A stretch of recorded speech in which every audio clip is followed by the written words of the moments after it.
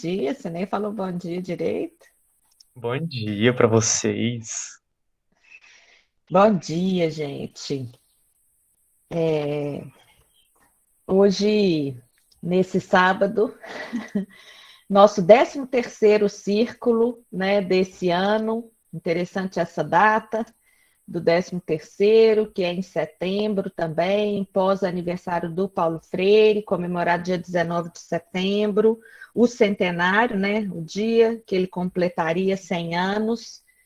Acho que para a gente essa data vai fazendo um tanto de sentido, assim, né? Porque o nosso círculo também começou no dia 19 de setembro de 2020, nós também comemoramos um ano de círculo. Nós nem conversamos sobre isso, mas agradecer todos os vídeos que também foram mandados para a gente comemorar essa data. Acho que é meu desejo, né, que a gente tenha oportunidade de, quando a gente puder, que a gente esteja presencialmente em algum espaço para a gente poder ter essa comemoração de forma mais freiriana possível, né, que a gente possa se ver, se olhar, sentir. Fico mesmo desejando que isso possa acontecer num tempo não muito distante e que a gente tenha a oportunidade de viver também essa experiência juntos, porque nós começamos assim, né? Vivemos e existimos um ano desse jeito. Mas como eu disse, e aí quero só compartilhar, foi interessante, né? Porque Gabriel fez todos os vídeos, editou e colocou aí nas nossas redes, e eu recebi muitas mensagens de gente que não é do círculo, assim, que não somos nós, né? Que nós estávamos ali em comemoração, mas gente parabenizando, dizendo que parece que foi ontem, assim, gente que é, claro, também das minhas relações, né, dizendo, nossa, parece que foi ontem que vocês criaram o círculo, já tem um ano, e também parabenizando pelo processo, por tudo que a gente tem feito, e eu também, como eu disse, não sei se todos viram o vídeo que eu fiz, assim, a sensação, Rogério e Carlos sabem disso, porque a gente foi conversar lá na Unespar, né, sobre a nossa experiência aqui no Círculo, foi o coletivo Paulo Freire, que é lá da Unespar, da Universidade Estadual do Paraná, e a gente, eles convidaram os dois grupos para a gente falar um pouco da nossa experiência, e nós fomos, e a hora que eu fui organizar o material, um pouco para contar tudo que a gente fez, eu mesma pensava, nossa, mas nós fizemos muita coisa, assim, muita coisa em um ano só, né? É, então me deu uma sensação muito assim prazerosa, né? É porque fica sempre, né, gente? A gente é isso, não tem um sentimento uno, o sentimento é diverso também, né? O cansaço e ao mesmo tempo um orgulho, um cansaço, mas ao mesmo tempo uma satisfação, né, em ver que o grupo caminhou e que o grupo vai se constituindo, né, nesse tempo de um ano e se constituindo, porque eu acredito muito isso, não só na base do discurso, mas também das ações, daquilo que a gente tem feito juntos, porque eu acho que isso também é que vai delineando o grupo, né? Então, é só para dizer que eu acho que este setembro, que é o último encontro nosso de setembro, é muito marcante para nós do Círculo, para mim especialmente, e eu só tenho que agradecer. Porque se há uma clareza no meu sentimento, na minha compreensão hoje, é de que esse círculo foi muito importante para esse tempo de pandemia. Foi mesmo uma forma de respiro, foi mesmo uma forma de construção de um trabalho coletivo, e isso me dá muita razão de existir, né? Assim, é que eu lembrei da Juliana aqui, que as meninas brincavam comigo, que eu falava que justifica a minha existência, é como se isso mesmo fosse um pouco esse caminho de pensar por que é que a gente, o que a gente faz aqui, né, nesse mundo. E o círculo é uma das coisas que justificam um pouco a minha existência, porque me faz enxergar na relação com o outro, me faz me enxergar na relação e na construção de sonhos possíveis, né? Que eu acho que é junto, não é só comigo. Então, eu só tenho mesmo que reconhecer, agradecer e dizer para vocês que eu espero que a gente tenha uma vida longa, como muitos falaram aí no vídeo, né? Que a gente tem uma vida longa juntos, que a gente possa ir se reinventando, se respeitando, mas que estejamos juntos nesse processo aí. Então, feita a introdução, não sei se alguém mais quer falar, mas eu acho que a gente podia passar a bola, se quiserem falar, fiquem à vontade, porque a gente também está precisando desses espaços de fala, né? Eu tenho visto como é que muitas vezes esse meio remoto, ele emudece um pouco a gente, né? Que os tempos, as imagens, é tudo muito diferente, mas fiquem à vontade. E aí passo a bola também para o grupo circulante do Empraxis para mediar o trabalho nosso de hoje. Dizendo bem-vindes e vamos agora trilhar mais uma jornada de um ano e de um ano em um ano a gente chega nos 100 anos, quem sabe, né?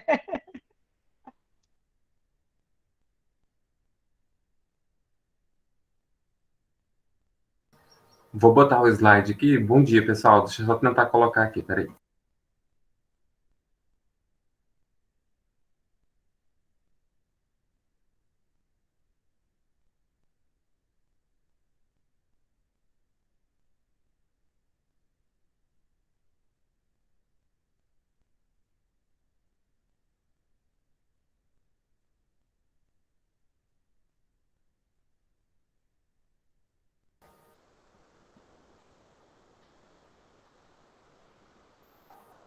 Apareceu para vocês aí? Sim. Sim. Então tá, agora eu não consigo mais ver vocês, eu fico um pouco perdido aqui. Mas aí eu acho que esse início, se a Milene quiser falar um pouquinho, fica à vontade aí também, o pessoal do grupo, para a gente poder começar. Bom dia a todos. Então, a gente vai, para não perder muito tempo, né? Se alguém quiser interromper, pode também levantar a mão que a gente passa para lá. Então, esse segundo momento do Emprax, a gente pensou nesse acolhimento mesmo, que a Camila estava falando com o grupo. Aqui em casa está passando bastante carro hoje,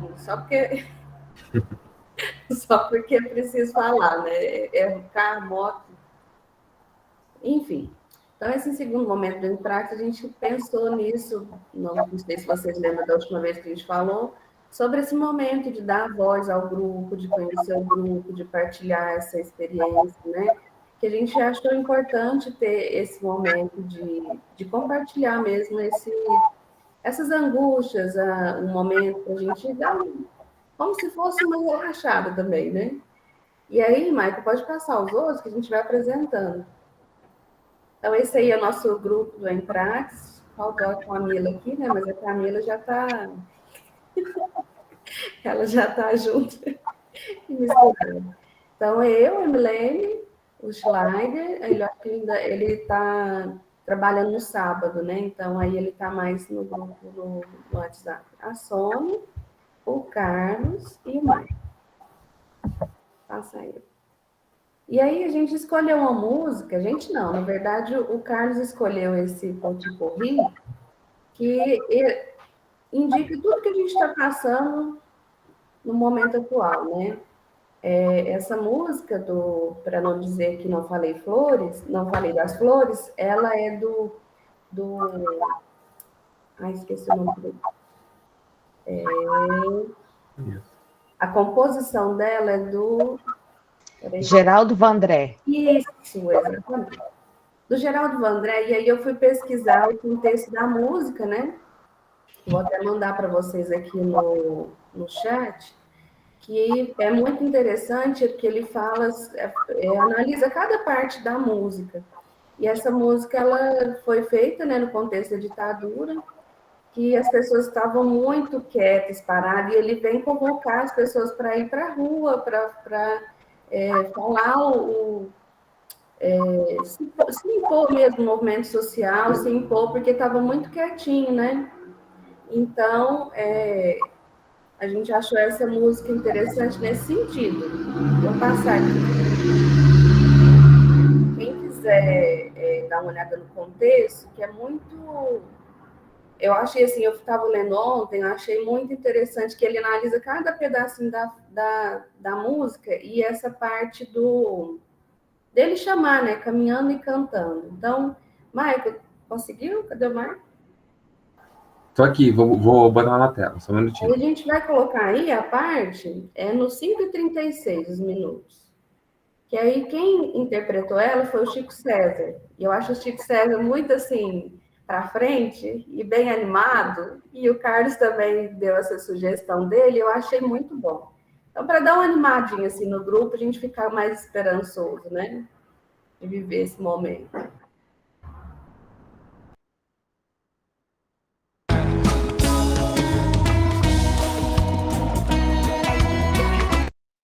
Chega de comida congelada, chega de lavar louça ou de cozinhar todo dia. Vem pro A música mudou! E ganha um descontão.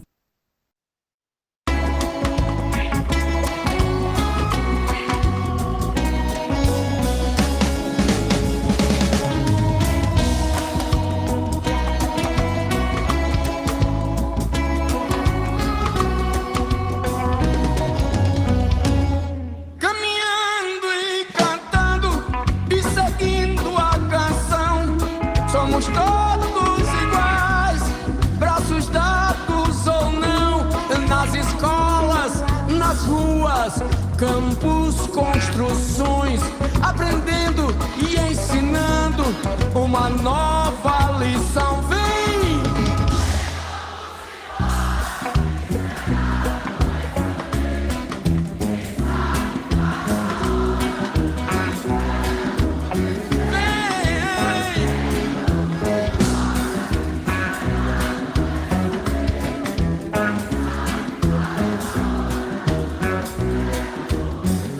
Do chão.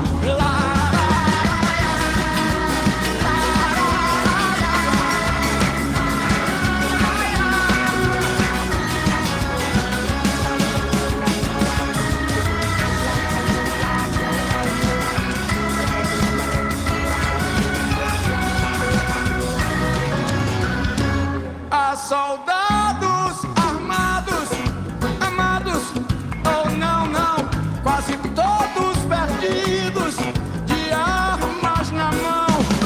Nos quartéis lhes ensinam antigas lições de viver pela pátria e matar sem razão. Vem!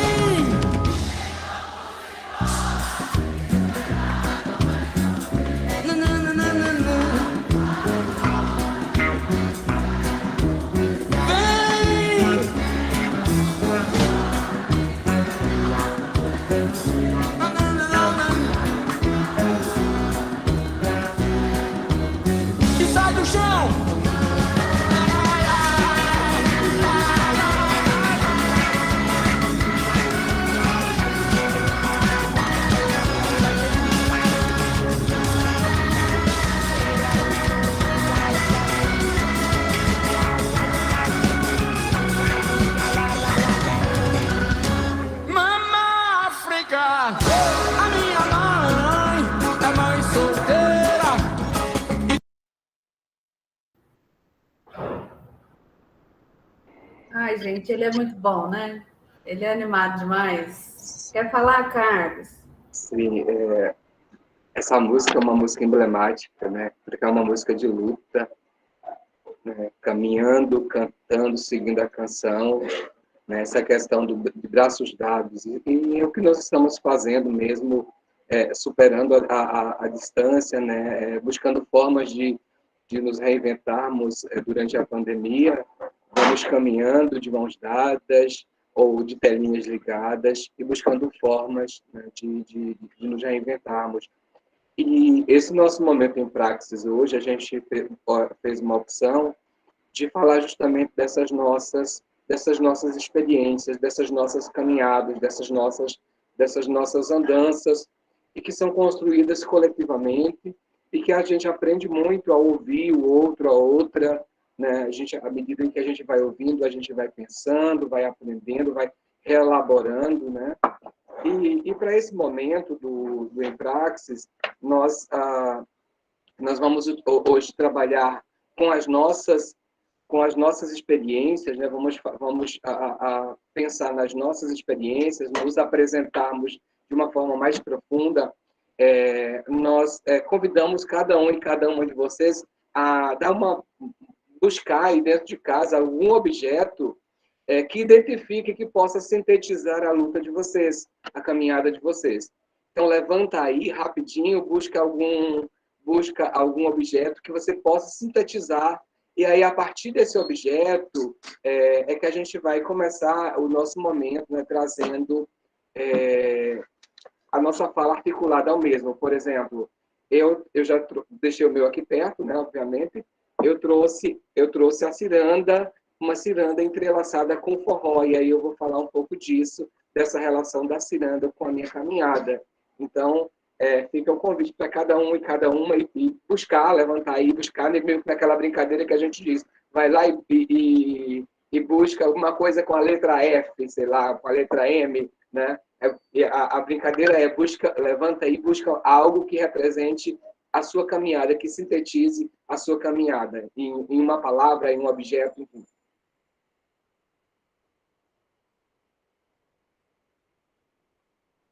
Maicon, acho que podia colocar a música do Paulo Freire enquanto o pessoal vai procurando.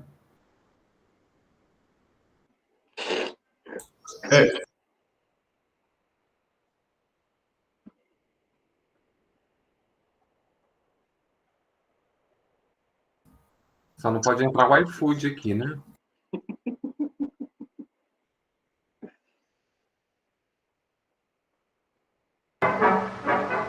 Em Angicos, uma pequena cidade no sertão do Rio Grande do Norte, à beira da antiga estrada de ferro, começaram uma revolução.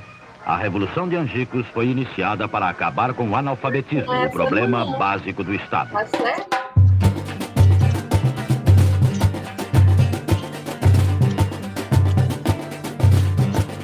O menino lê o mundo, olha o céu e risca o chão,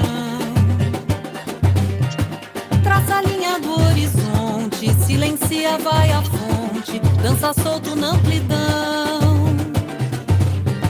Brinca, canta, segue, vive, vai crescendo o homem livre, sob o sol de Jaboatão.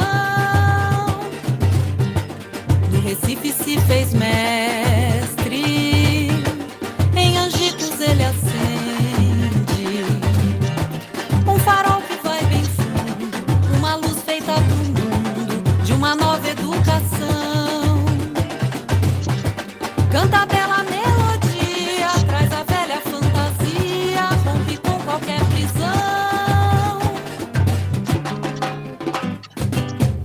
Sua voz se faz canção, seu olhar abre horizontes,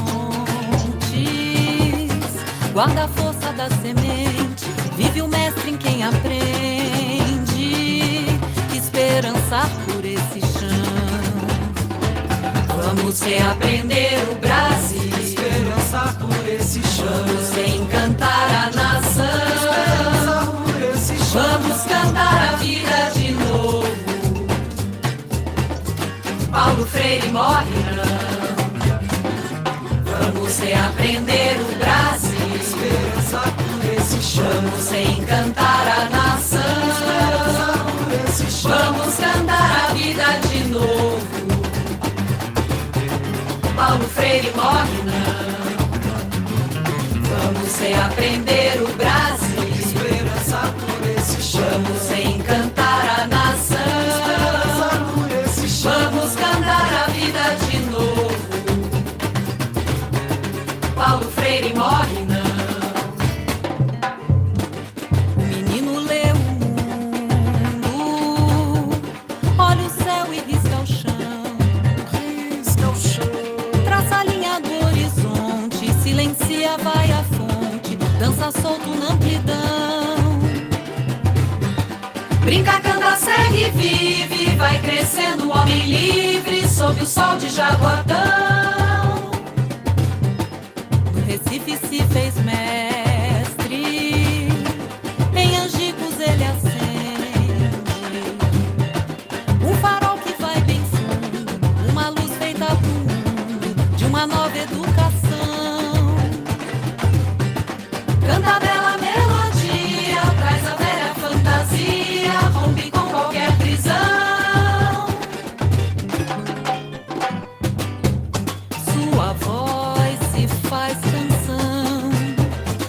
Seu olhar abre horizontes, guarda a força da semente, vive o mestre em quem aprende, esperançar por esse chão. Vamos reaprender o Brasil, Esperança por esse chão. vamos reencantar a nação, Esperança por esse chão. vamos cantar a vida de novo. Paulo Freire morre não. Vamos reaprender o Brasil, Esperança por esse chão. vamos reencantar a nação, Esperança por esse chão. vamos cantar a vida de novo. Paulo Freire morre não. Vamos reaprender o Brasil, Esperança por esse chão. vamos reencantar a nação, Esperança por esse chão. vamos cantar a vida de novo. Paulo Freire morre não. Paulo Freire morre não. Paulo Freire morre não. Paulo Freire morre. E Paulo Freire não morre por quê? Justamente porque nós estamos, através das nossas ações, né, nós estamos reinventando o seu pensamento. Não é apenas um mergulho, uma imersão na sua teoria, mas um entrelaçamento que a gente faz entre a teoria, entre o seu pensamento e as nossas práticas. Esse olhar para as nossas práticas, para as nossas experiências, para pensar, repensar e reinventar o nosso cotidiano através das nossas práticas, né? Então, assim, eu queria pedir que cada um e cada uma que puder liga a câmera inicialmente, e aí mostra o seu objeto, o objeto que trouxe, né? E aí, a partir desse momento, dessa apresentação dos objetos, né, o espaço fica livre para a gente, cada um e cada uma possa começar a fazer esse movimento de contar, né, de falar da sua experiência.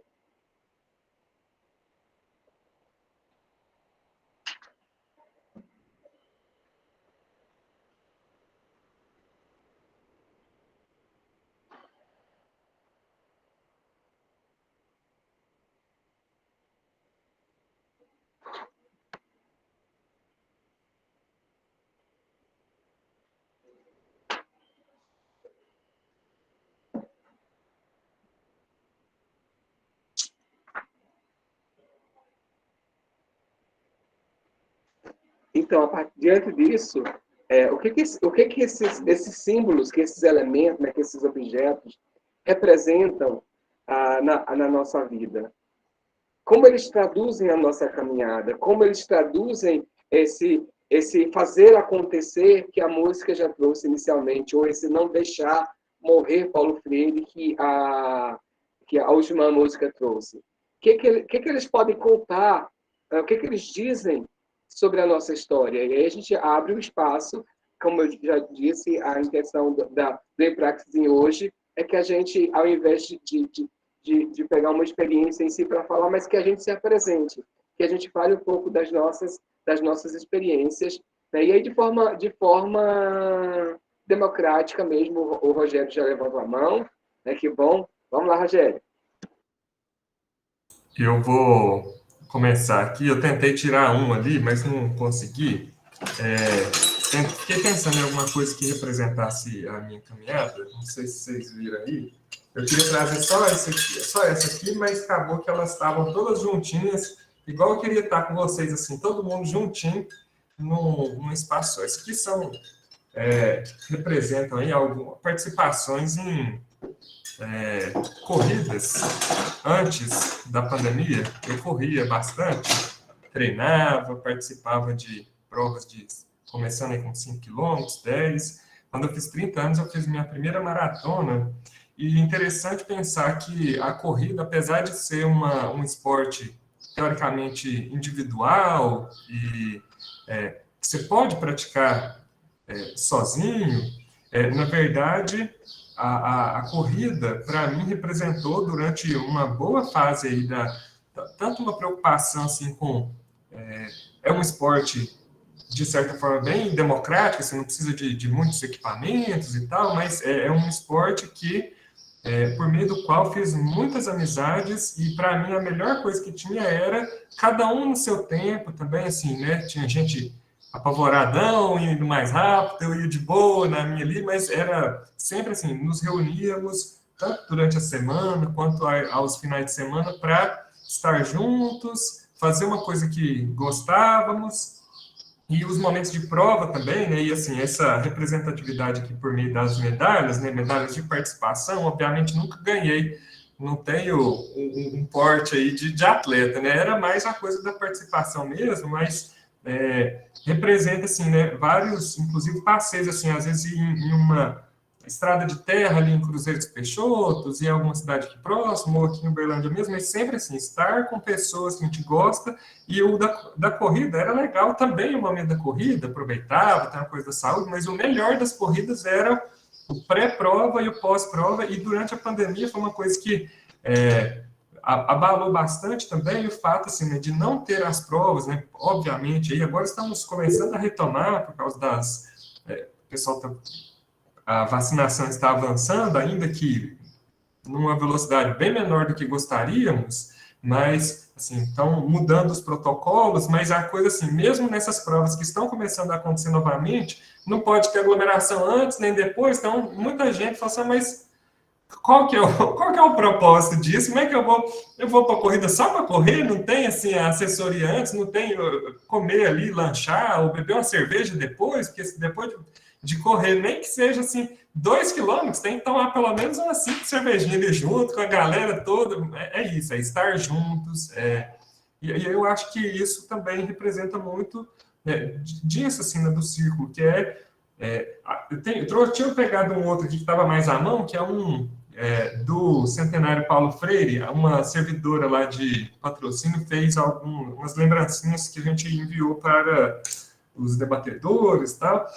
Representa também esse movimento agora do círculo, né, e da quantidade de atividades, mas eu entendo que isso, né, isso que eu trouxe das medalhas, queria trazer uma, representando um movimento de coletividade, de estarmos juntos e compartilhar momentos com interesses em comum, que é o que estamos fazendo aqui agora também.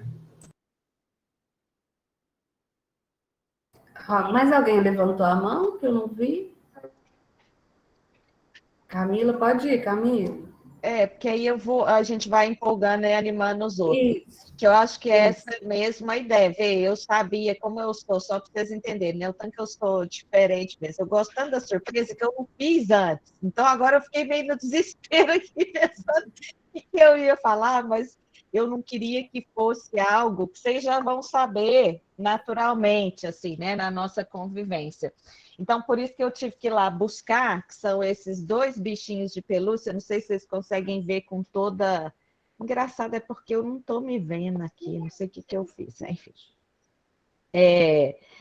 Esse é o Snoopy, aqui, para ver melhor. Você está vendo? Ele é feito, esse daqui minha avó que fez, a minha avó paterna, que fez para mim, porque ela fez vários, e depois a minha tia, que é a irmã da minha mãe, me deu esse. Por quê?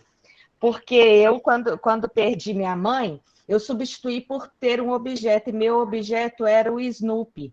Então, eu não podia ficar sem, eu dormia com ele, minha avó ia fazendo outro, porque ele ia ficando todo sujo, e aí ela fazia outro, e eu ia sempre renovando o bicho para que eu pudesse dormir, porque eu dizia que eu não dormia sem o Snoopy.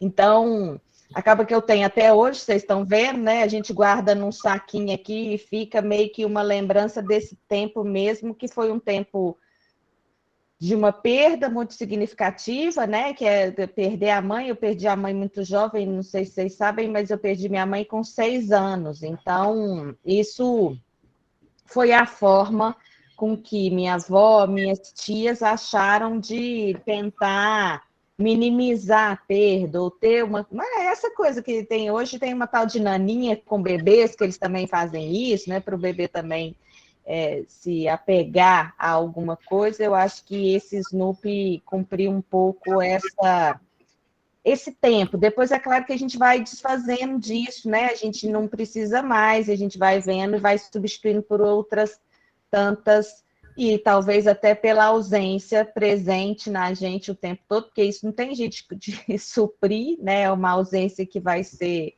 e é eterna, né?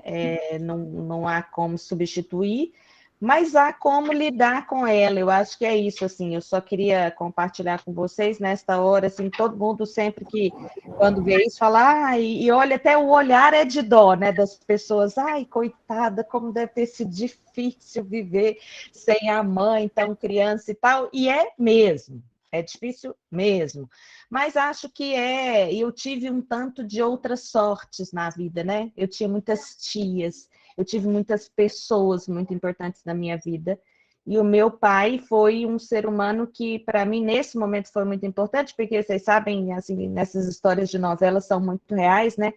As minhas tias queriam muito pegar a gente, para criar a gente, né? Ah, já que a mãe morreu, então deixa eu criar esses meninos sem mãe. E o papai não deixou. O papai falava, não, são meus filhos, quem vai cuidar dos meus filhos sou eu, porque sou eu e o irmão mais velho. E, enfim, eu queria compartilhar isso com vocês, que eu acho que é um apego, mas ao mesmo tempo uma vida que você vive com uma ausência importante, mas que você também recupera essa ausência com outras tantas vidas que fazem parte da sua história, né? Eu acho que é isso, assim, eu sou muito assim, não, as dores fazem parte de mim, mas elas não me definem, né? Assim, elas fazem parte de mim, mas é delas que eu acho que eu tiro toda a presença, todo o amor, toda a responsabilidade por quem eu sou nesse mundo, e acho que essa trajetória faz sentido para me definir hoje, né? Então, queria compartilhar com vocês.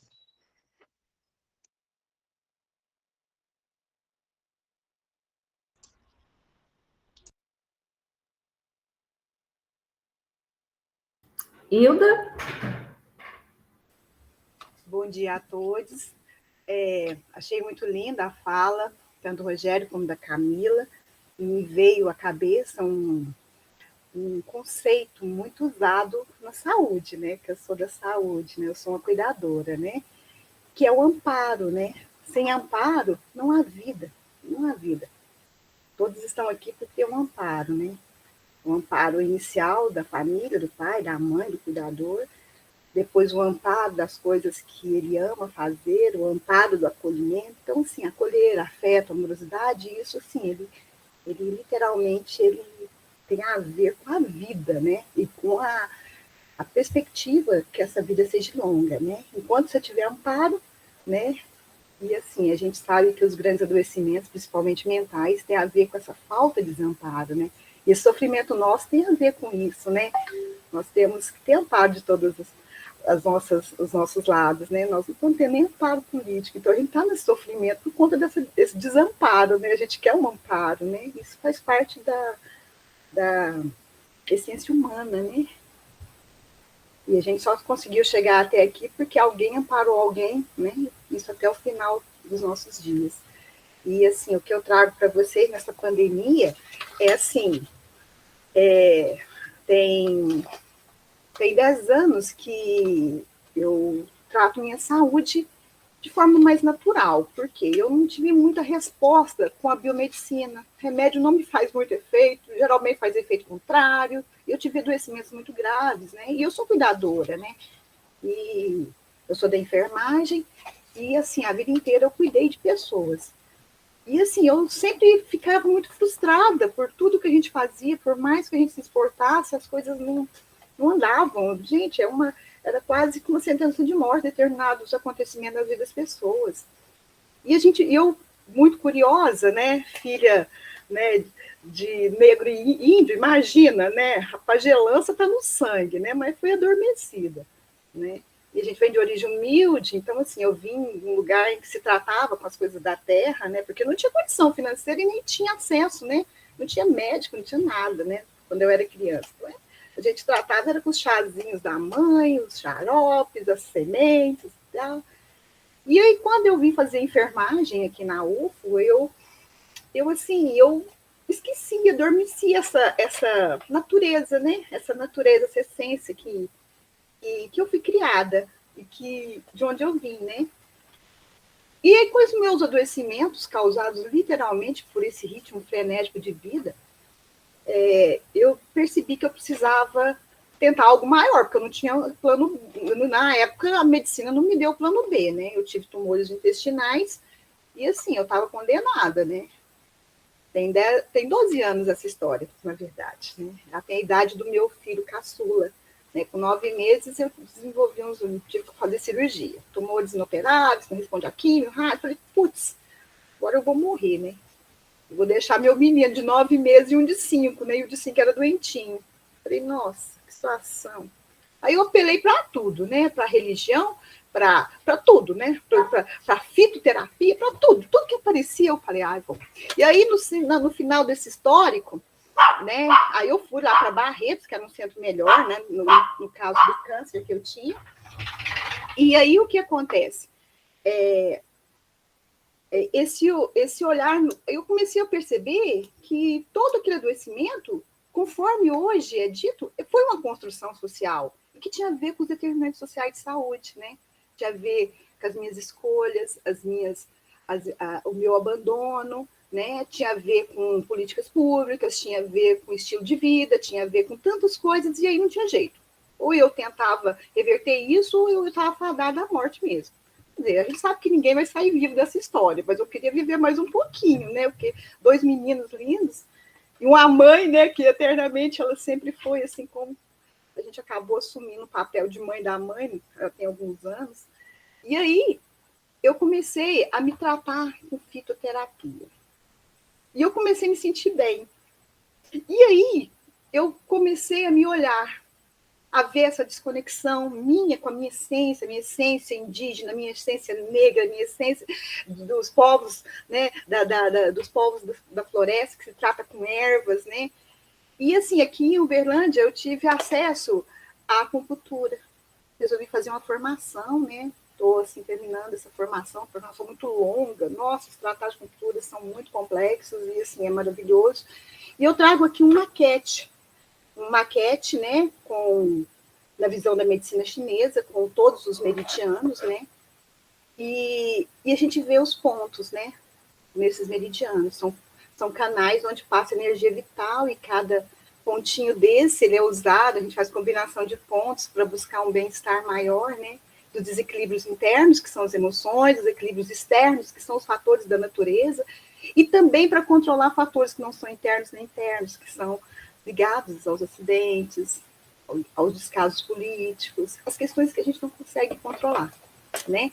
Então, o que eu trago é que nessa pandemia, eu terminei de vestir a carapuça das práticas integrativas e dizer que, depois de 12 anos buscando, a gente precisou de uma pandemia. Eu estou em casa, assim, eu faço meus atendimentos, alguns sábados eu estou em atendimento, eu estou trabalhando, ou estou estudando, mas, assim, essa pandemia foi, assim, um mergulho, um encontrar com a minha essência perdida, né? E hoje, eu trago Paulo Freire muito forte, assim, nos meus pensamentos, uma visão muito mais participativa do meu processo de vida, muito mais emancipatório, de não fazer meu corpo ser controlado por esses mecanismos que acabaram virando do sistema, né? Hoje, assim, a minha busca realmente é por qualidade de vida, promoção de saúde, e, assim, levar essas questões para outras pessoas, né? Então, assim, essa pandemia, por incrível que pareça, por mais sofrida que está sendo, ela realmente foi um encontro comigo mesmo. Foi o tempo que eu não tinha para poder eu me emergir realmente nessa essência que estava perdida, né? Então, assim, agradeço o grupo, acho lindo esse grupo, assim, foi um presente. Eu estou nesse grupo, assim, na verdade, é para aprender, porque, assim, é muito lindo, ele me fala coisas que me emocionam, que me faz chorar, e falar de Paulo Freire, para mim, é emancipador. Eu acho que é isso que eu tenho, a emancipação mesmo de hoje pensar na minha essência, né? E na essência dos outros, né? e desse lugar, isso e a cura a nossa cura e a cura até mesmo do planeta, né? Quando a gente pensa na gente, no outro, nesse território, né? Então, é por aí. Gratidão a todos. Obrigada, Hilda. Agora é a Silvia. Olá, eu nem ia falar nada, né, mas a Hilda inspira a gente, a Camila, né? O meu objeto está ali atrás, não sei se dá para vocês verem, minha estante de livros ali, ó. Essa semana eu estava mexendo nela, acariciando meus livros, então, só assim em termos históricos mesmo. Eu estava conversando com a minha mãe essa semana também, ela me contando história, né, que ela ouvia de mim nos grupos, né, que o povo falava de mim, eu falava, nossa, a gente não imagina o que a gente pode fazer na vida das pessoas, né? Assim, de 97 até 2010, eu trabalhei na Educafro, nós tínhamos um núcleo de cursinhos vestibulares, pré-comunitários, né? Todo sábado, domingo, era para afrodescendentes e jovens pobres, era a destinação, mas a gente aceitava todo mundo, né? E aqui na Zona Leste, na zona já periférica, indo para a direção de Itaquera. Então, a gente tinha o nosso núcleo numa escola municipal, as escolas eram abertas, né, ficaram por muito tempo agora, mesmo antes da pandemia, eles fecharam as escolas, então a gente tinha espaço nos finais de semana, e, assim, hoje eu, assim, reclamo do tempo, mas naquela época, todo sábado e domingo, eu tinha filha pequena, mas todo sábado e domingo eu ia dar aula, ia gestar o núcleo com o pessoal daqui do bairro, e de 15 em 15 dias eu ia na Educafro, lá na sede, com o Frei Davi, não sei se vocês já ouviram falar, e aí eu recebia, eu lecionava... Oi, mãe? Gente, em casa é assim mesmo, eu e minha mãe, todo mundo já viu, e eu lecionava língua portuguesa e literatura, e redação, e tudo, cidadania, tudo. Mas eu dava uns aulões, né, para receber o pessoal de língua portuguesa, eram 200 jovens, cada domingo, né, e aquilo me envolvia, e, sabe, baixava, sei lá, o Paulo Freire em mim, e era mágico cada domingo. E assim, todo sábado e domingo tinha atividade. Às vezes, durante a semana à noite, que eram os núcleos, tinham reuniões, e aí me veio essa lembrança, né? Que minha mãe até falou, o pessoal falou que teve uma aula maravilhosa, a pessoa chamava Silvia, ela não comentava que era minha mãe. Falava, ai, mãe, que vergonha, morria de vergonha. Mas na hora eu não tinha vergonha, e eu sempre fui super tímida, né, mas na hora de dar aula eu nunca tive vergonha, né, inclusive quando eu assumi aulas na rede estadual também, a gente teve momentos muito gratificantes antes de eu entrar até para o TJ, então eu estou revivendo essas coisas agora, na pandemia, inclusive eu estou conversando com a Emancipa, para ver se eu consigo voltar a trabalhar como voluntária nas aulas novamente, né, porque eu sinto a necessidade de voltar a participar, né, depois do grupo da gente também, desse envolvimento com a educação, não só na universidade, que eu faço parte, no Instituto Federal, lá com o pessoal, mas também na Unifesp, mas também, de novo, né, no chão de escola, no nosso chão mesmo, voltar. Eu não sei, né, se vocês têm essa sensação, mas eu tenho essa necessidade, né, de voltar a compartilhar, né, construção do conhecimento. Né? Então, me vê essas histórias antigas, assim, que foi até 2010 que eu participei da Educafro, quase 15 anos, todo sábado e domingo, gente. E, assim, nunca senti essa sensação de falta de tempo que eu sinto agora. É muito, muito engraçado isso na vida da gente. Essa sensação de que hoje nós não temos tempo. Mas eu falei, nossa, se eu olhar o passado aí, não muito distante, não tinha finais. Na verdade, eu me construía nos finais de semana, no contato com os outros.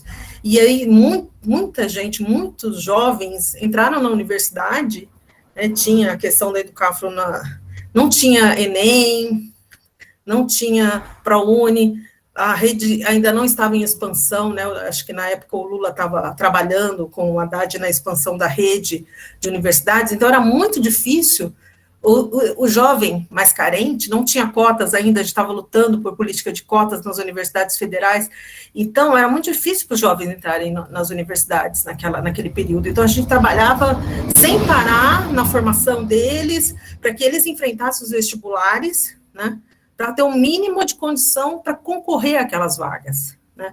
E a gente vê que depois passou tanta coisa, né, a expansão da universidade, dos IFES, ProUni, né? E hoje muita gente não dá valor. Né?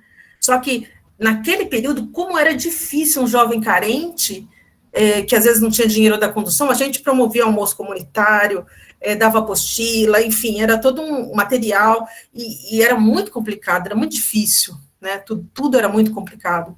Então, quando eu já não me vi mais sendo necessária nesse contexto todo, que já tinha toda uma estrutura que foi, bem ou mal, criada no governo do Lula, aí eu saí, né, e fui para outros horizontes. Mas foi assim, nós tivemos muitas conquistas, né, e a gente sente hoje perder, né, estamos perdendo isso. Né?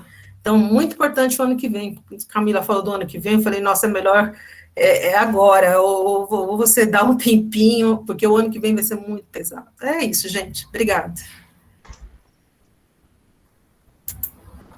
Obrigada, Silvia. Agora o Maicon. Emilene, antes de falar, tem um relato aqui da Sônia, ó. Vou escrever sobre o meu objeto, a caneta. Representa a minha busca pelo conhecimento e a resistência em torno disso. A luta para continuar estudando, aprendendo, já que sou a 9ª filha de 10 e a única que conseguiu chegar à graduação após ao mestrado. Uso muito notebook, mas tudo passa pela caneta, escrita, a forma de encaixar as ideias sempre passa pela caneta e papel primeiro. Depois que perdi meu pai há quase um ano, tive uma regressão na prática da escrita, mas estou me reconectando com essa vontade de escrever e continuar na luta na escrita. Muito bom. Sônia, espero que você esteja contemplada aí com a fala, tá? Com a leitura. Obrigada, Sônia. Se alguém também tiver não querer apresentar e também escrever, a gente lê, né? Michael, você vai apresentar o seu objeto agora? Vou apresentar, Guilherme. Vou aproveitar. Eu ia trazer. O meu objeto não tem como eu trazer porque é um ônibus, gente. Então, assim, eu separei uma foto aqui, mas eu não vou fazer propaganda da aviação, não. Aí, contar um pouquinho da minha história para vocês, porque, assim, eu acho que a professora Camila já até ouviu essa história, mas acho que o grupo não conhece. Mas a minha leitura de Freire, ela não vem da universidade, né? Eu me formo em 2005 no magistério, na formação de professores. Minha mãe sofre um derrame, e, assim, eu já trabalhava antes, mas aí eu começo a trabalhar no mercado, numa cidade vizinha, 20 quilômetros daqui, e eu permaneço nesse mercado durante 20 anos. Eu fazia de tudo lá nesse mercado. E devido a várias questões, né, por conta de que a gente pagava aluguel, e aí eu fui ficando por conta da estabilidade, e aí nesse trajeto que eu fazia, daqui da minha cidade, de Pinheiral, para Volta Redonda, eu ia fazendo a leitura de Freire no ônibus. E aí eu fui conhecendo a Freire dessa forma, porque no magistério a gente viu muito por cima. Eu tinha uma professora que chamava Silvia, e ela levou... professora Cintia não, e a gente leu alguns trechinhos do livro, mas muito por alto, assim. Mas foi durante esses trajetos do ônibus que eu fui lendo Paulo Freire, fui me construindo enquanto sujeito que tem essa aproximação em Freire, e se não fosse a leitura de Freire, eu não teria chegado ao espaço da educação, sabe? Foi o Freire que me ajudou a prestar um concurso, foi ele que me ajudou a chegar na graduação. Eu demorei 10 anos, quase 10 anos para chegar numa graduação, assim, porque é muito complicado aqui na região, a gente não tem muita universidade, então para prestar vestibular era muito difícil, enfim. Aí minha trajetória tem a ver com esses trajetos de ônibus que eu fazia, então é bem curtinho aí, só para dar uma contextualização. Aí depois eu fui ver Paulo Freire na universidade também, mas de uma forma bem reduzida, pela Unirio. Ele não entra na grade, por incrível que pareça, um curso de pedagogia não ter o Paulo Freire, né? Inclusive, o meu tema de TCC tem a ver com esse questionamento de que o Freire deveria ser parte integral da grade de formação do curso de pedagogia. Ele entra no 5º período como matéria optativa, com três livros: Conscientização, Pedagogia da Autonomia e Pedagogia do Oprimido. e sem aprofundar também, sabe? São trechos, assim, recortes das obras. E aí foi isso. E a minha aproximação aqui com o grupo também se deu a essas leituras, e eu sou extremamente grata à figura da professora Camila, ao círculo como um todo, sabe? Eu me encontro aqui, é um espaço que eu me encontro. E aqui, com certeza, consolidou essa leitura, porque assim, e vem consolidando, né? A gente, nessa construção permanente, eu venho consolidando com vocês essa construção da leitura, vou me reencontrando, relendo e mantendo esse processo. Enfim, era isso. Se tiver mais alguém aí... Oi, é a Lohane. Obrigada, Maico, pelo seu relato. É Lohane. Lohane, pode falar. Bom, eu trouxe aqui minha identidade, não sei se está dando para vocês verem, porque eu estou em constante construção e reconstrução. Quando pequena, eu tinha muita dificuldade de me aceitar como negra, porque eu sofria bullying na escola, mesmo sendo de uma escola pública, numa área de periferia, eu era uma das poucas crianças negras. Não gostava do meu cabelo, porque eu era chamada de parafuso, meu cabelo acho que era o mais enrolado que tinha. Aos 10 anos eu comecei a alisar o cabelo, então foi uma constante busca por não ser negra. Depois, já na adolescência, passava uma maquiagem num tom mais claro do que a pele. A minha mãe é branca, né? Ela é dos olhos verdes. Eu sempre me questionava por que eu não nasci parecida com minha mãe, e sim com meu pai. Então, eu sempre tive muito conflito com minha identidade. Ainda na adolescência, eu tive transtorno alimentar, porque eu queria ser padrão de modelo. E sempre isso. Depois, já adulta, foi a questão da deficiência, né? De me reconhecer como uma pessoa com deficiência, porque eu tentava esconder isso a todo custo. Na adolescência ainda eu não queria usar o óculos, porque também na infância eu era chamada de 4 olhos, então na adolescência eu não queria usar o óculos, depois dava para disfarçar bem com a lente de contato, quando de repente em 2017 eu tive que aparecer de bengala. Isso me desarmou completamente, né? A busca por aceitar quem sou, onde estou, e o que eu fiz para estar nisso sempre foi muito dolorida. E falar disso também sempre me emociona muito, né? Hoje eu consigo perceber que não é nada de ruim ser uma mulher preta com deficiência, né? Porque eu sempre fui acreditada, sempre levaram a entender, né, que ser preta era ruim, que ter deficiência era ruim, e não, né? É isso que eu sou.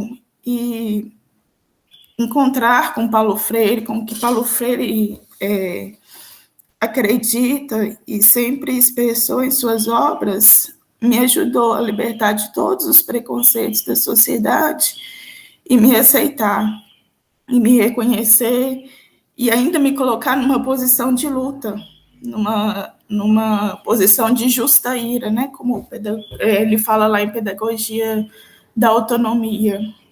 E é isso que eu sou, né? Eu sou uma mulher preta, com deficiência, com muitas lutas.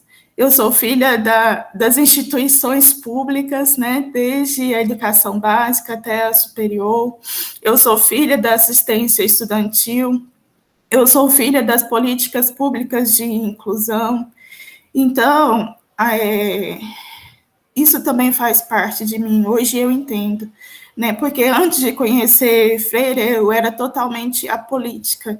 Eu não me envolvia com política, eu não votava, isso também é ser político, né, uma escolha também, né, mas eu não me envolvia com política, não queria saber nem o que era esquerda, nem o que era direita, eu não ia atrás dos meus direitos. Então conhecer Freire me fez reconhecer, né, que eu tenho sim que envolver com política, né, que eu tenho que defender a esquerda, porque foi a esquerda que me proporcionou, né, ser filha das instituições públicas, como eu falei, né, foram as políticas públicas vindo por parte da esquerda que me propiciaram estar hoje num doutorado, né, a minha família é muito grande, assim, de irmãos eu tenho só 2, mas tios, primos eu tenho muitos, tanto por parte de pai quanto por parte de mãe, e eu sou a única pessoa a estar no doutorado. Eu e meus 2 irmãos, nós fomos os únicos a cursar, né, educação superior. Agora tem outros primos que estão caminhando para a educação superior também, né? Então, todas essas lutas fazem parte de mim, e Freire me ajudou muito, né, a realmente libertar desses preconceitos, me aceitar como negra, como pessoa com deficiência, me fez também a envolver com outros movimentos, como o feminismo, que também, de certa forma, me ajudou muito a ter essa libertação. E o círculo, né, veio essa questão do acolhimento, né, porque o ler sozinha é uma coisa, agora o ler em conjunto é outra coisa totalmente diferente, né, então vocês também fazem parte da minha identidade.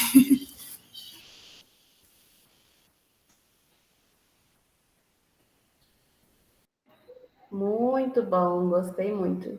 Tem mais alguém? Mais alguém que tinha entrado na fila? Vamos, gente, animar, cadê os objetos?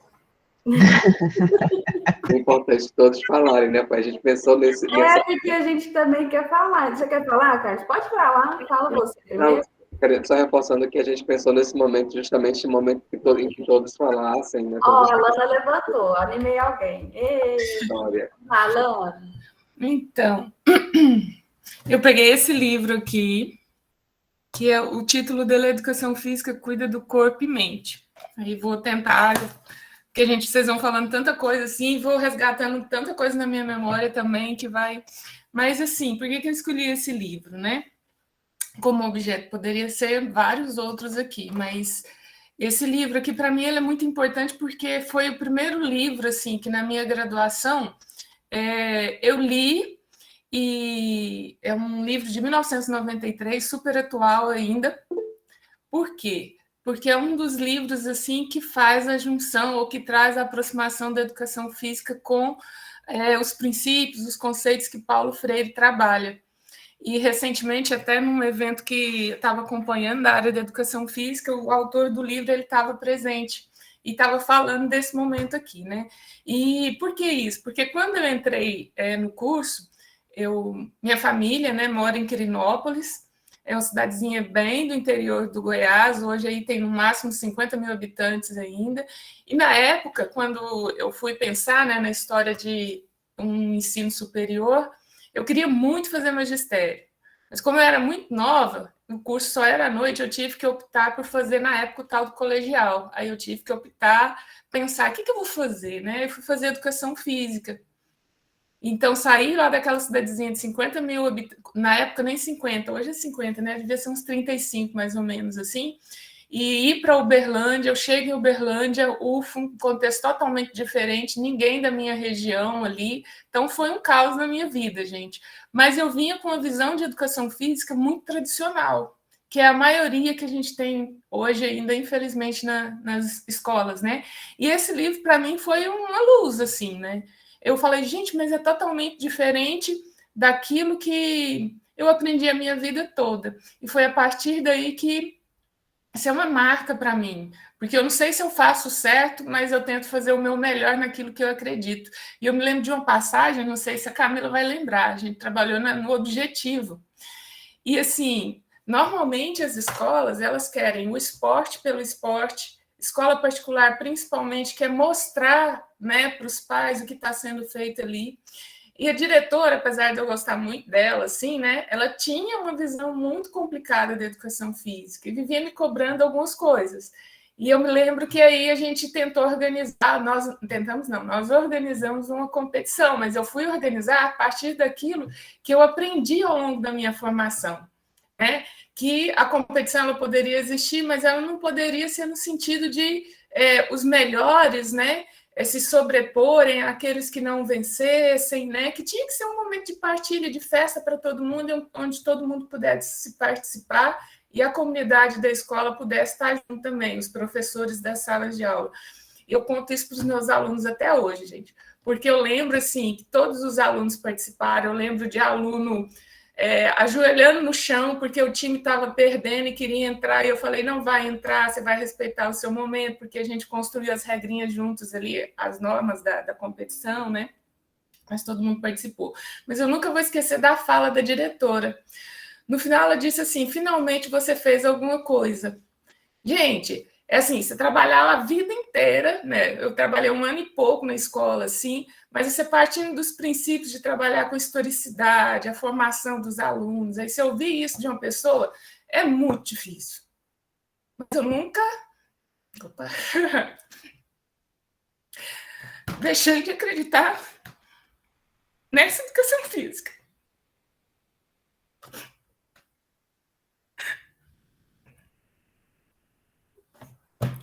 Então foi isso.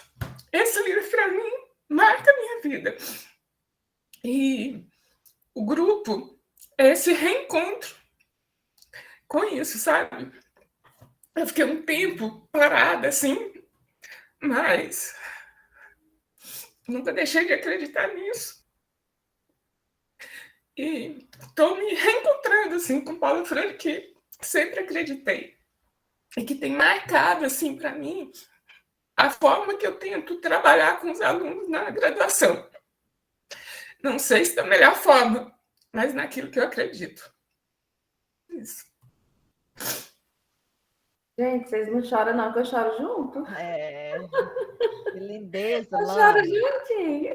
Obrigada, Lana. Lana, dá vontade da gente falar em todos. Eu vou só falar uma coisa, Emilene, me dá 1 minuto, se eu passar, você me fala. É só porque essa diretora que nós tivemos em comum, eu não sei se a Lana sabe disso, e eu queria te contar. É uma experiência que eu tive com 17 anos, eu era menor de idade e eu entro no Objetivo, aqui de Berlândia, enfim. E aí, passei no teste, elas me chamaram para dar aula, e a hora que eu cheguei para dar aula, a primeira coisa que essa mesma diretora vira para mim e fala assim, você não vai poder falar a sua idade. Aí eu falei, hã? Você não pode falar para os pais e para as mães quantos anos você tem. Eu falei, mas como que eu vou fazer? Eu vou ter que mentir? É isso que você está me dizendo? Você quer que eu fale mentira para os pais e mães dos estudantes? Não, Camila, você não precisa mentir.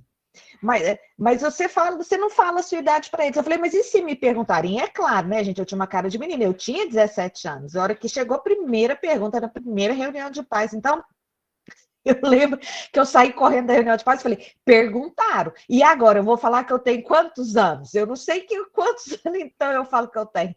E ela pegou e falou para mim, 21. Fala que você tem 21. Fui lá e falei, então eu tenho 21 anos. Enfim, essa história tinha uma das mães, ela era professora da escola também, e aí passou o tempo, né? Eu trabalhei lá há 7 anos, e aí, durante esse tempo todo de convivência, um dia ela chamava Josefa, Lana, não sei se você chegou a conhecer a Josefa. A Josefa chegou para mim e falou assim, Camila, agora senta aqui comigo e fala a verdade. Quantos anos você de verdade tem? E aí, era uma diretora, então, que a gente tem sempre histórias dela nesse nível, né? Assim, de como é que, veja, uma menina de 17 anos e aprender a mentir, né? Que é o pior, aprender a mentir numa relação que se exige ali confiança, né? Que se exige minimamente, enfim. Queria compartilhar. Obrigada. Não, esse momento é para isso mesmo, a gente quer partilhar nessas emoções. Carlos, pode apresentar seu objeto, por favor? Então, eu trago uma ciranda. A ciranda ela é muito simbólica para mim, né? Porque ela, de um certo modo, ela atravessa a minha experiência. E essa ciranda aqui ela é simbólica pela representatividade da arte popular e porque ela veio de uma pessoa também que me presenteou a partir de uma fala que eu fiz, né, durante a pesquisa do mestrado, em um dos eventos de campo, e eu tive um momento de fala, e quando eu terminei a fala, ela estava chorando, e veio, me abraçou e agradeceu e falou assim, você falou muita coisa que eu estou sentindo e que eu não sabia como dizer. Então, assim, ela acaba atravessando de uma simbologia tamanha. E eu utilizei a ciranda também na minha dissertação de mestrado, naquela perspectiva de que essa ciranda não é minha só, essa ciranda é de todos e de todas nós, né? Que a ciranda pela educação, né? Que a ciranda pela vida é uma ciranda de todos nós. E é uma ciranda. E por que a ciranda? Porque ela representa justamente esse movimento circular de dar as mãos, que eu brinquei na infância, né? Que depois eu passo dentro da Pastoral da Juventude do Meio Popular, que é onde eu vou reencontrar Paulo Freire, porque eu já tinha encontrado com ele na minha alfabetização, né? E eu vou retomando isso e vou encontrando também nos movimentos sociais, nas lutas populares, né? E aí eu vejo também, quando a Silvia traz, e olhando para a minha experiência com pré-vestibular popular aqui no Rio, que os pré-vestibulares populares são, na minha leitura, uma grande ciranda, né? Que resulta aí de vários movimentos sociais, né? de militantes, que se unem nessa luta pela educação. Então, acho que essa é a simbologia da ciranda, desse dar as mãos, né? E isso, na minha leitura, isso é muito freiriano, porque é a troca de saberes, o dar das mãos, é o sentido da igualdade, de estar com o outro, né? De dançar juntos, de olhar para o outro de forma mais sensível, humana, né? Porque na ciranda você está ligado a quem está do lado e do outro, mas também você está olhando para todos naquele círculo. Então é por isso que a ciranda ela tem essa representação, e obviamente que essa ciranda aqui ela está caracterizada com as minhas raízes culturais, né? E eu faço sempre referência a Freire na questão da ação cultural para a liberdade, da importância da cultura, né? Nesse caso aqui do sanfoneiro e a dança, né? E o movimento do corpo, que eu acho que acaba dialogando também com o que a Alana vem falar, né? A respeito da questão da importância dessa questão de pensar o pensamento, a construção do pensamento, né? Trabalhar o pensamento, mas também trabalhar o corpo, porque o corpo também fala. E o corpo do oprimido, ele traz várias leituras, várias linguagens, né? que demonstram, que ressaltam esse opressor introjetado. Então, é isso.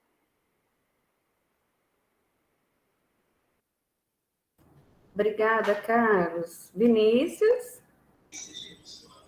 Olá, pessoal. Eu escolhi uma lousa.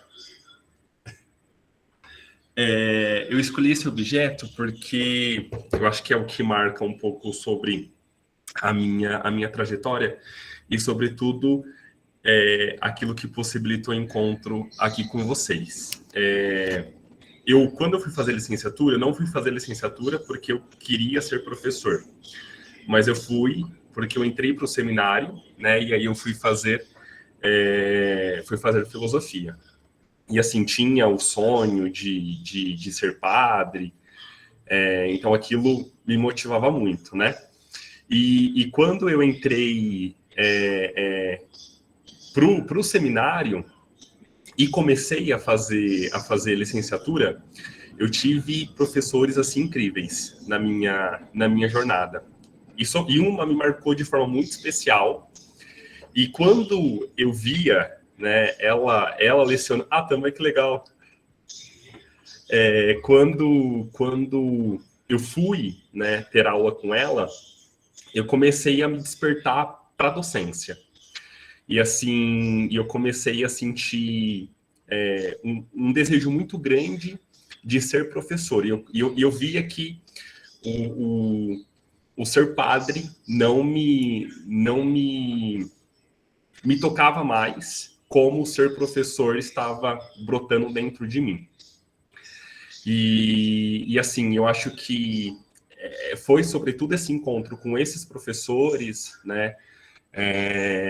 Vê-los, a paixão, sobretudo, de ensinar, que fez a minha vida mudar um pouquinho de rumo. Então, a partir do momento que eu comecei a me sentir tocado nesse sentido, eu comecei a fazer todo o processo, né, de sair do seminário, e desde então comecei a seguir a vida acadêmica. Então, eu quis trazer esse objeto, porque eu acho que se talvez eu não tivesse encontrado esses professores, não tivesse passado por essa experiência, talvez hoje eu não estaria fazendo parte aqui do grupo. Então, é um pouquinho sobre isso que eu queria compartilhar com vocês. Muito bom, Vinícius, obrigada. Tem mais alguém que queira falar sobre o seu objeto? Vamos, gente! Então, vou falar, né? Então, às vezes eu motivo alguma pessoa a falar depois de mim. E o meu objeto, não sei se vocês conhecem, são as Três Marias. Vocês já ouviram falar? São as bonecas vietnamita que tem todo um contexto histórico. Mas, assim, aí eu pesquisando, essas três bonecas foi uma grande amiga que deu para mim, que ela falou assim, num momento muito difícil da minha vida, e ela falou assim, olha, antes de você dormir, você pega uma e conta para ela o que está acontecendo e pede uma solução. E aí você coloca de novo no saquinho, que as três vão conversar, isso é a conversa dela, que as três vão conversar e vão te ajudar a achar uma solução de manhã. Então, assim, se tiver um problema, você pega e coloca aqui e depois vai. E aí aquilo lá ficou na minha cabeça. Falei assim, não acredito nisso não, né? E aí depois vem toda essa lei da atração que você conhece. E acredito que, gente, algumas coisas funcionam para mim. Então, elas ficam do lado da minha cama. E aí toda vez eu lembro dela. Falo assim, olha, quando você tiver um problema, você tem que colocar lá e fazer isso junto. O que eu tiro desse significado? Porque uma só boneca significa solidão. 2 significa confusão. E 3 significa união. Então, a partir de 3 ali significa união, e eu vejo isso como também aqui no grupo.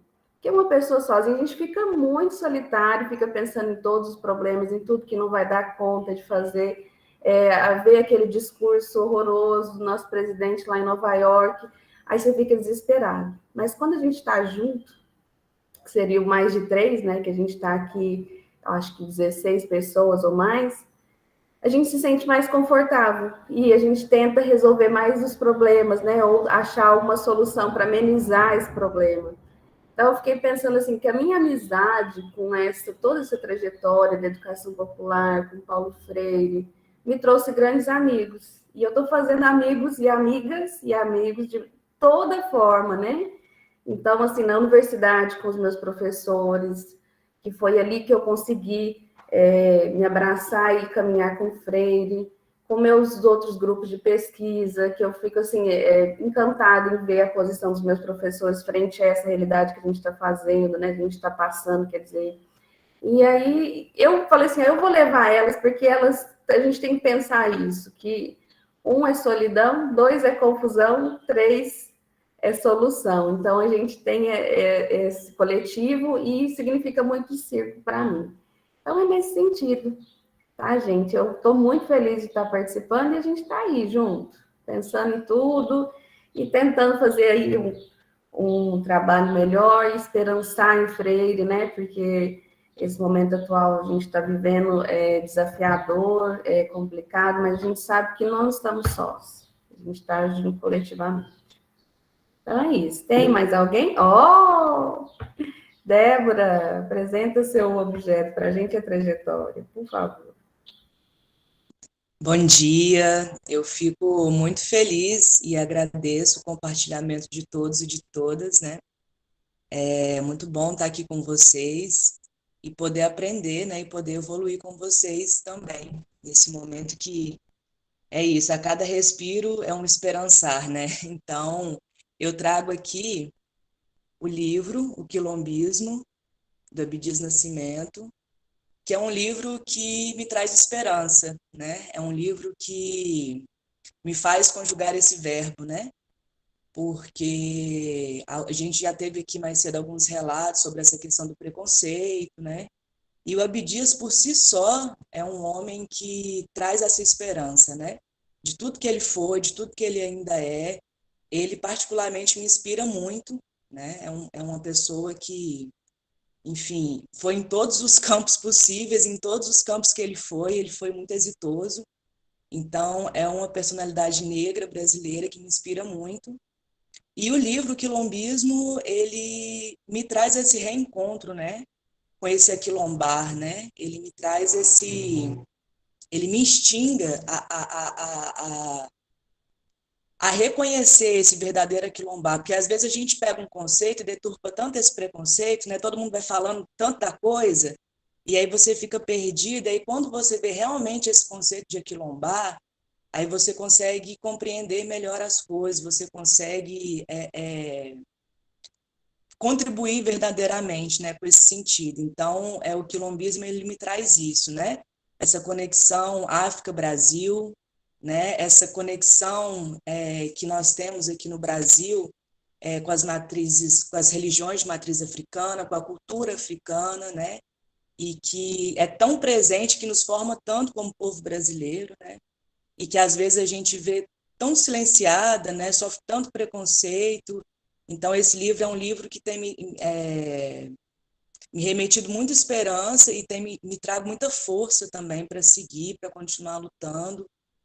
Eu sou de comunidades tradicionais, né, de religião de matriz africana, sou negra, trabalho com esse contexto negro da educação, né? Então, assim, o livro Quilombismo, ele vem como um alento e uma potência, né, para continuar seguindo como militante e continuar esperançando, né, nesses caminhos que muitas vezes são muito difíceis, né, de lidar, que traz um desânimo muito grande, uma tristeza, uma revolta, principalmente nesse contexto que a gente vive hoje em dia, né, da política brasileira.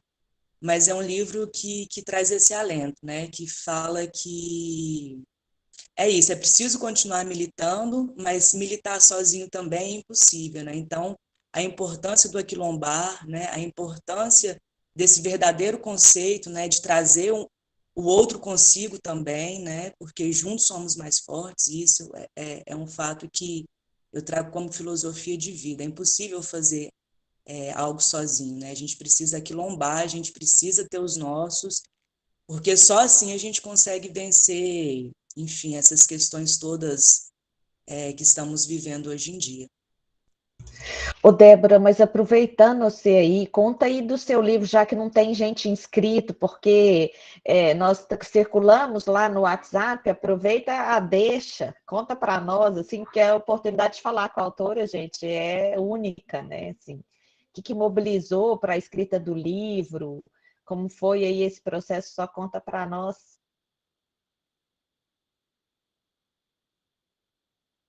Ô, Camila, obrigada pela oportunidade. Então, na verdade, durante esse meu processo na universidade, me formei em Educação do Campo, na UFRJ, eu fiz, não sozinha, né, mas com os meus, 2 livros. O primeiro foi o Ogba Mimo, o livro das folhas sagradas. Esse livro, a gente vai trazer as folhas num contexto alimentício, medicinal, religioso, e para não trazer as folhas de uma forma solta, a Universidade Federal Rural do Rio de Janeiro, ela tem vários jardins. Então, a gente selecionou nesses 5 jardins 73 espécies, né? E aí a gente trouxe, né, além dessa questão só da estética, né, que o jardim muitas vezes nos traz isso, a questão estética, né, e o que a gente quis falar é que, não, o jardim tem muito mais além disso, né. Então, a gente selecionou 73 espécies, e aí a gente vem contando a história, né, dessa relação indígena, dessa relação do negro no Brasil, né, que veio de forma escravizada para o Brasil, enfim.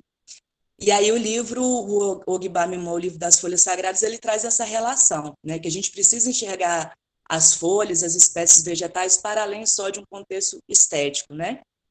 E aí esse livro foi lançado no ano de 2019. E aí no ano de 2021, a gente conseguiu lançar esse livro, que é Awó, Awó, o Mistério das Cores Naturais. Awó, em Yorubá, significa segredo. Só que não é um segredo que é uma coisa velada completamente, como a gente traduz aqui no Brasil, né? É um segredo no sentido de mistério, né? É uma coisa misteriosa, é uma coisa que às vezes talvez não seja desvendada de uma forma tão simples, né? E aí esse livro, ele tem 6 capítulos e foram vários autores e autoras, principalmente da educação do campo, mas temos também pedagoga, enfim, que vai trazer essa relação das cores naturais, né? E aí essa relação das cores naturais, ela está presente no Brasil, na religiosidade, nos povos indígenas, nos movimentos sociais do MST, por exemplo, na sala de aula, né? Eu dou uma oficina para formação de professores, por exemplo, que eu vou utilizar os materiais recicláveis para construir um tambor, e aí nesse tambor eu vou envolver uma folha nele. E aí, a partir das tintas naturais, o território de cada pessoa, essa pessoa vai pintar a sua realidade.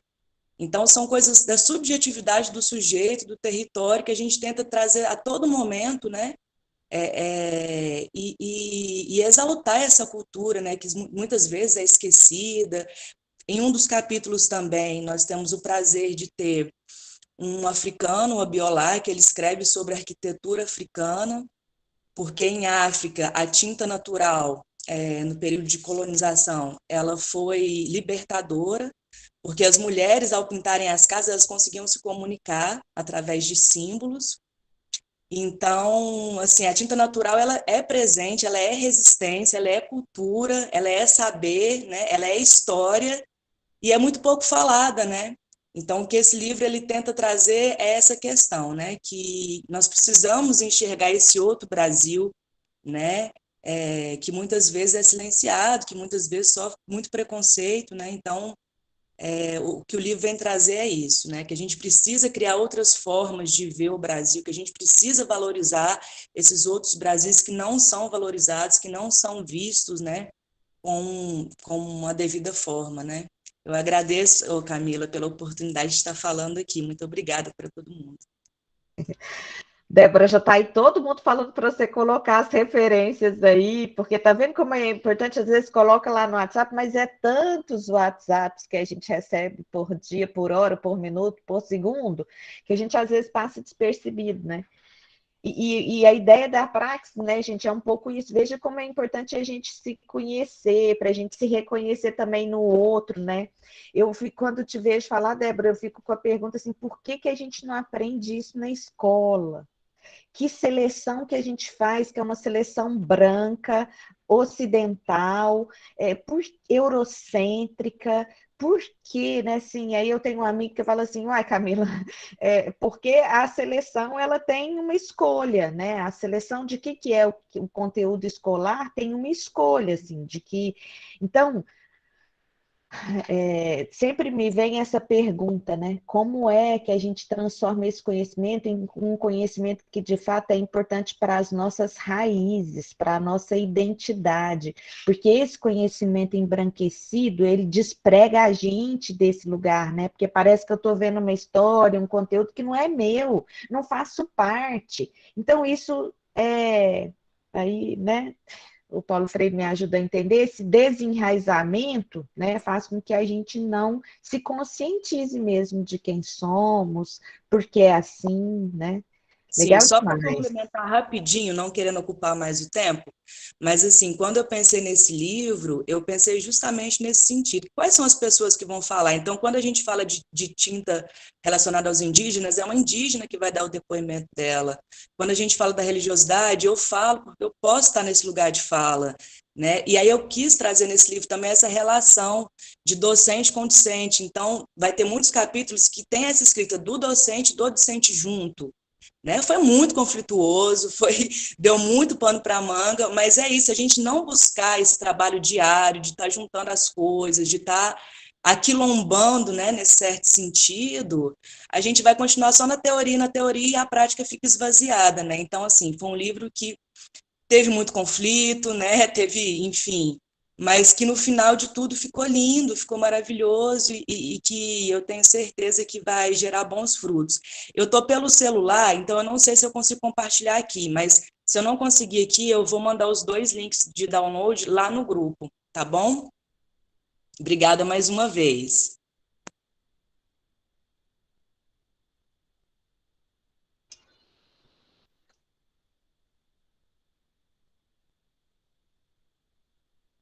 Michael, cadê você?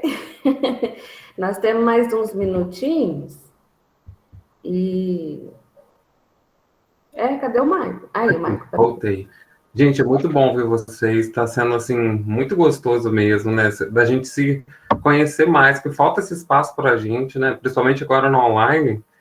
Eu vou compartilhar uma tela aqui só para a gente tentar fazer uma contextualização rapidinho, que eu acho que vale a pena falar algumas coisas, para a gente já partir para o final. Só um minuto, deixa eu compartilhar aqui.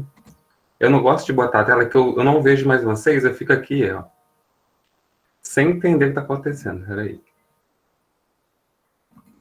Vamos lá. Tá, acho que a Camila já trouxe um pouquinho dessa compreensão da praxis. Deixa eu ver se eu abro aqui. Aí.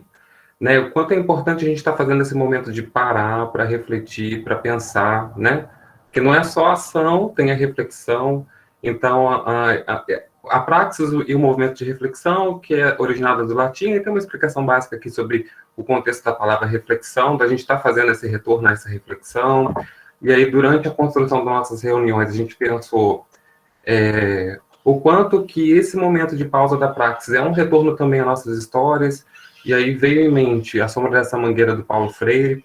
Aí eu trouxe esse trechinho aqui, né? O primeiro mundo meu, na verdade, foi o quintal da casa onde nasci, com suas mangueiras, seus cajueiros de fronte, quase joelhando-se no chão, sombreado, com suas jaqueiras, com barrigudas. Aquele quintal foi a minha imediata objetividade. Foi o meu primeiro não-eu geográfico, pois os meus não-eus pessoais foram meus pais, minha irmã, meus irmãos, minha avó, minhas tias e dadá.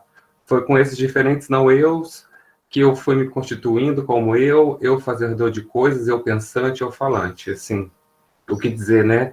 Eu acho que, assim, a gente foi contando a nossa história, a gente foi refletindo a construção dessa história através de outras pessoas, a construção dessa história com o círculo. Então, assim, eu acho que esse movimento de praxis é essa compreensão dessa trajetória nossa também, e o que a gente vai se predispor a fazer no mundo, né? E com o mundo. E aí eu trago 2 autoras aqui, que é da área de linguística aplicada, porque elas vão falar da compreensão até um pouco dessa narrativa que a nossa companheira trouxe anteriormente, dessa compreensão dessa identidade situada, né, desses lugares de fala, na construção desse mundo, dessa praxis, né? Então tem a Mubenga, e ela vai falar sobre as identidades e subjetividades situadas, passam a lugares específicos em que as narrativas surgem, como instrumento ideal para compreender a construção de si como pessoa e individualidade, de formas relacionais e onde se dá coerência às experiências situadas e fragmentadas, mas também às suas trajetórias, dando sentido a quem se é, se imagina ou aspira a ser. Tem as referências no final, para quem quiser fazer a leitura. Uma autora brasileira, né, a Abraão, esse trechinho que é meu, de início, essa revisita em memórias e narrativas e lembranças, nos permite observar diferentes percepções da nossa vida, um distanciamento do objeto de partida, uma reflexão de onde e como estamos e um vislumbre sobre as possibilidades que poderão ser vivenciadas futuras. O reencontro de Freire, por exemplo, com a sua infância, o permitiu, enquanto educador e cidadão do mundo, localizar suas raízes, suas primeiras experiências educacionais, lhe evidenciaram que a leitura do mundo antecede a leitura da palavra, aquela frase que a gente já conhece, né? Leitura da palavra, posteriormente, já em praxis, como educador, percebeu também que a leitura da palavra amplia a leitura do mundo. A narrativa é uma estrutura central no modo como os humanos constroem o sentido, o curso da vida e a identidade pessoal são vividos como uma narração. O interessante da Abraão é que ela tem toda uma estrutura epistemológica para a construção de narrativas, até da alfabetização, vindo dessas identidades situadas, né, dessa construção de história, e como essa identidade situada está atrelada ao contexto do local, ao território. Então, assim, são duas autoras que casam muito bem com Freire nesse sentido da praxis mesmo, de ação, reflexão e ação. Aí a gente fez objeto, e aí tem o Esperançar por esse chão, que a gente já tocou. Aí tem a letra, a nossa palavra as nuvens, se a Milene quiser falar agora um pouquinho das palavras. Deixa eu ver se eu consigo sair aqui.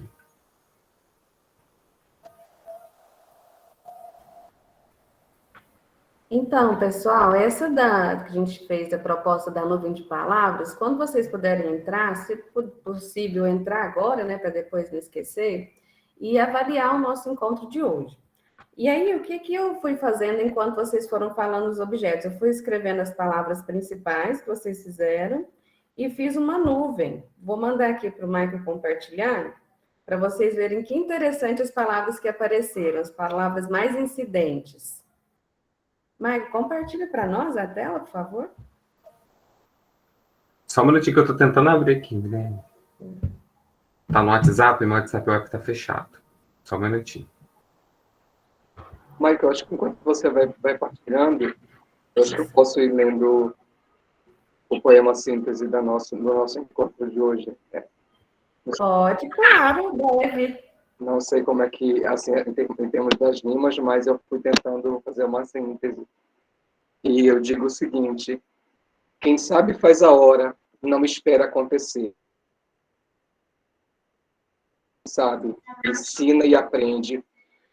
E fazer a hora consiste em estar junto, em estar com a outra e com o outro, e se reinventar para resistir e reinventar o Brasil. Reinventar as nossas práticas, repensar as nossas relações, as nossas ações. Quem sabe faz a hora, rompe com a pura espera, transforma a esperança em luta, em busca, em problematização. Fazer a hora é ir à luta, no cirandeio de resistência, não dar as mãos e na partilha das experiências. Fazer acontecer é estar com, é partilhar de sonhos, de afetos, revisitando a história, tornando-a um novo acontecimento.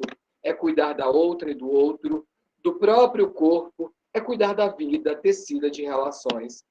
Fazer a hora é criar novas práticas, caminhos, processos, de aprender a fazer com, de criar novas práticas, novas alternativas, de repensar a educação, valorizando o conhecimento tecido nos cotidianos e nas relações com as outras pessoas. Fazer a hora é resistir, sistematizar experiências, é escrever a história da própria vida, das andanças, dos sonhos, das mudanças, é atravessar-se nu e pelo processo, através das andanças, onde, de mãos dadas, compartilhamos o sonho e a esperança. Fazer acontecer é estar em constante construção e reconstrução, é busca por autoconhecimento, por identidade, por libertação. Aos poucos, o eu se constrói, acontece, se reinventa, repensa as práticas e nos coloca numa posição de justa ira. Fazer acontecer é defender a escola pública, suas lutas e suas políticas de inclusão. É superar a condição de oprimido no movimento de libertação do corpo e do pensamento, das prisões que nos afetam, causando dor e sofrimento. Fazer acontecer é reconhecer que o corpo também fala, que exprime, que constrói e constitui história. Um ser no mundo em constante interação, que, com outras pessoas, se encontram, se aquilombam, se libertam, vivificam a constante busca pela transformação. Fazer acontecer implica neste diálogo em estar aberto a pensar, a sonhar coletivamente, a compreender o movimento de escuta do outro como possibilidade de mudança, de pintar e colorir o Brasil com as múltiplas cores que compõem os diversos Brasis. Enfim, fazer acontecer é estar aberto à escuta do outro, nesse movimento de troca de saberes, de interação. É sistematização de experiências, é luta e transformação.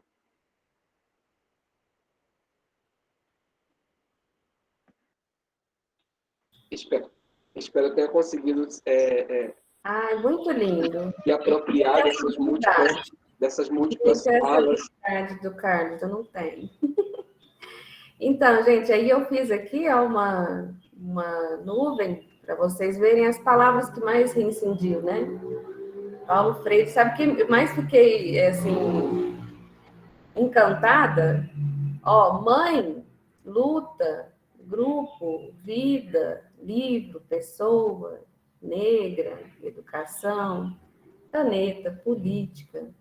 Então, acho que ficou assim, bem o que a gente falou, né? Todo mundo que participou da trajetória com o objeto, achei que ficou bem bacana. Michael, quer falar alguma coisa?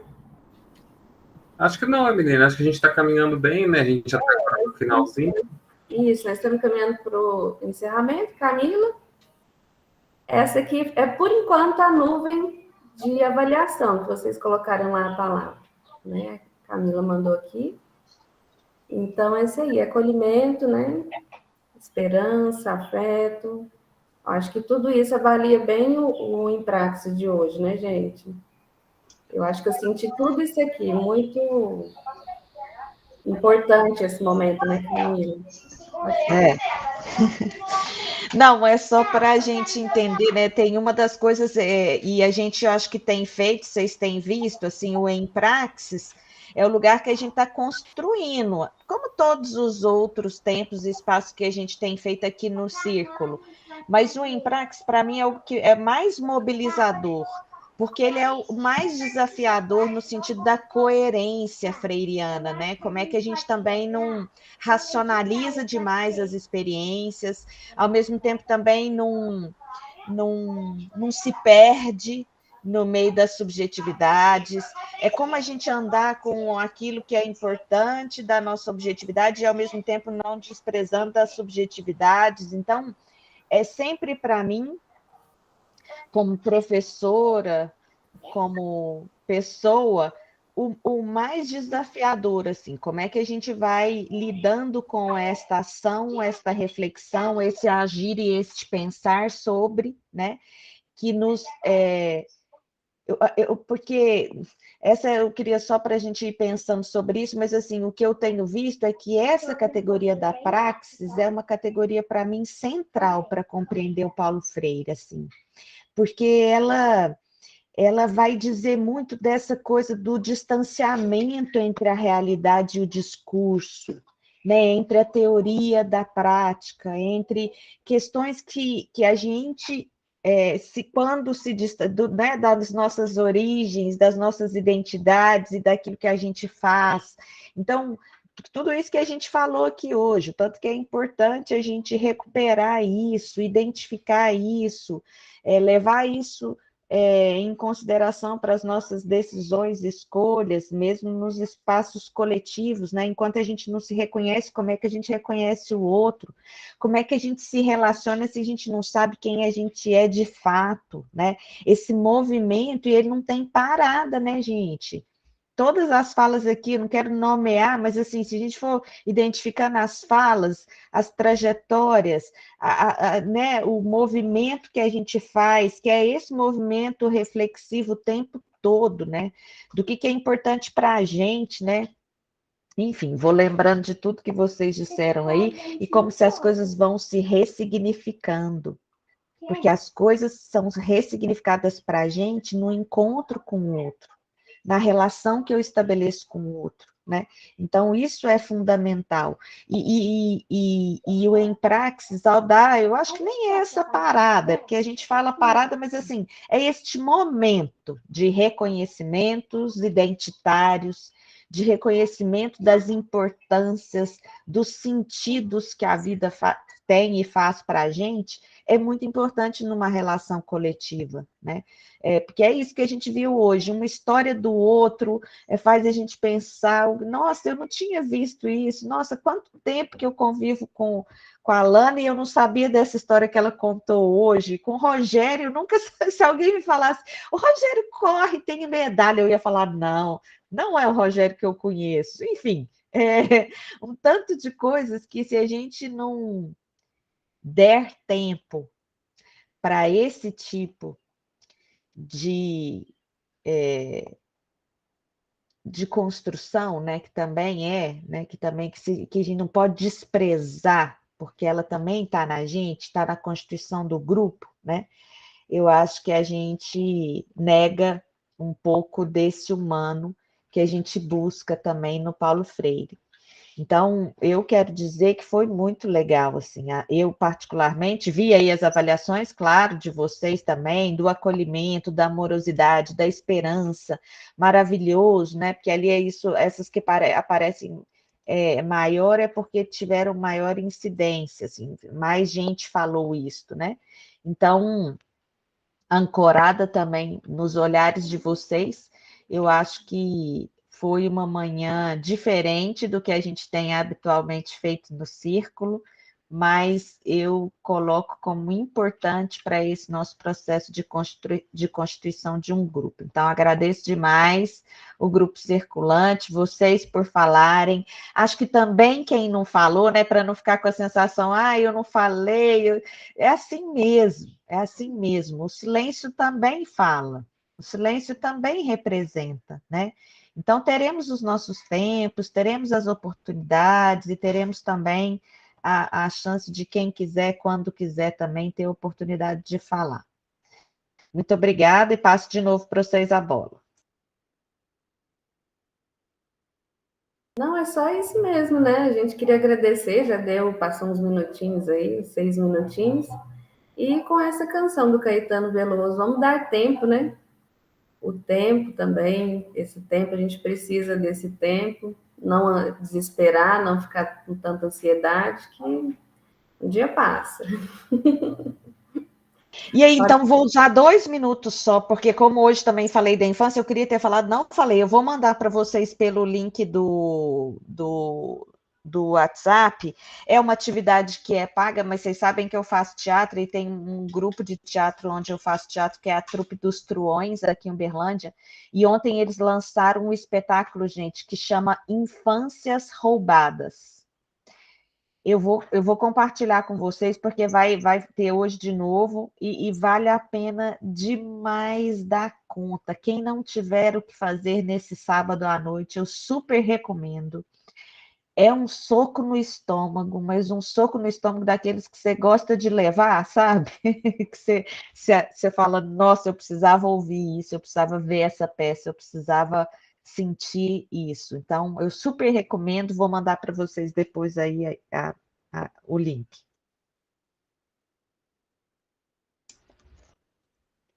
Lindeza, gente. Muito obrigada, vocês todos. Está todo mundo aqui também falando, tanto que foi lindo, maravilhoso. A Adriana falando esse grupo não é só de estudo, mas de vida e de partilha. Acho que foi isso mesmo, né? Que a gente viveu hoje, assim. Valeu demais, valeu demais. Beijos, beijos, bom final de semana. E em té.